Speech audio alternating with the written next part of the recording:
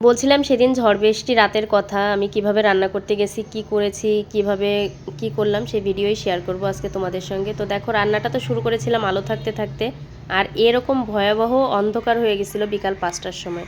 দেখে তো মনে হচ্ছিল যে একদম রাত হয়ে গেছে, আসলে কিন্তু তা না। দেখো এখন দেখলে কিন্তু বুঝতেই পারবা আমি এই যে ভিডিওটা শুরু করেছি আসরের ঠিক আগ মুহূর্তে, 4:30টার মতো বাজে। ঠিক সেই সময়টাতে আলো ছিল, আমি ভেবেছি খুব সুন্দর আলো আছে, একটু ঠান্ডা ঠান্ডা ওয়েদার, আজকে একটু ভিডিও করে ফেলি, রান্নাবান্না করে ফেলি। পুঁইশাক দিয়ে মাছের ঝোল রান্না করেছিলাম।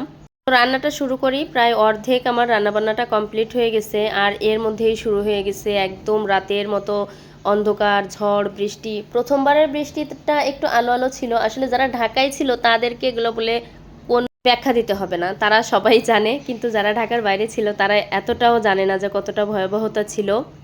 দেখো এই অবধি পর্যন্ত কত আলো, আমি এই যে মশলা বেটে নিচ্ছিলাম, হঠাৎ করে এর মধ্যেই মনে হয় হ্যাঁ এখানে এই যে অন্ধকার শুরু হয়ে যায়, একদম কালো হয়ে গেছে।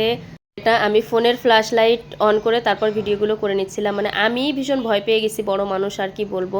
আমার ছেলে তো তখন ঘুম ছিল, ওর বাবা ছিল বাইরে। তো এই তো।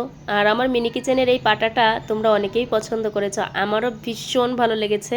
এবারে রিয়েল পাটার মতোই এই পাটাটা এসে না আমার রান্নাঘরটা একেবারে পরিপূর্ণ করে দিয়েছে, মানে আমার মিনি রান্নাঘরটা। তো এই তো দেখো মশলা বেটে রেখে দিলাম সাইডে, আর এখন আমি ঝোল দিয়ে দিলাম পুঁইশাকে, আর হচ্ছে মাছগুলো দিয়ে দিব। পুঁইশাকের ঝোল রান্না করতে আসলে বেশি জাল দিতে হয় না, পুঁইশাকটা তো খুব তাড়াতাড়ি সিদ্ধ হয়ে যায়। তো এখন এই দেখো এই যে আমি মশলা দিয়ে তারপর ঝোলটাকে নামিয়ে নেওয়ার পালা। এভাবে রান্না করলে না তরকারিটা এত বেশি মজা লাগে, আমি সব সময় এভাবেই রান্না করি।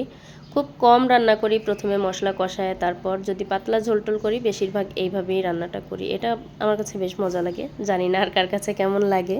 কিচেনটা আমার খুবই ভালো লাগার একটা জায়গা, তো এখানে আমি একদমই রিয়েলভাবে সব কিছু করি, আমার খুবই ভালো লাগে সেই জন্য। এই তো ঝোলটাকে নামিয়ে নিচ্ছি দেখো একটা মাটির বাসনে করে। আমার এই বাসনটাও খুবই প্রিয়, আমার অনেক কিছু মাটির ভেঙে গেছে, আবার বানাতে হবে।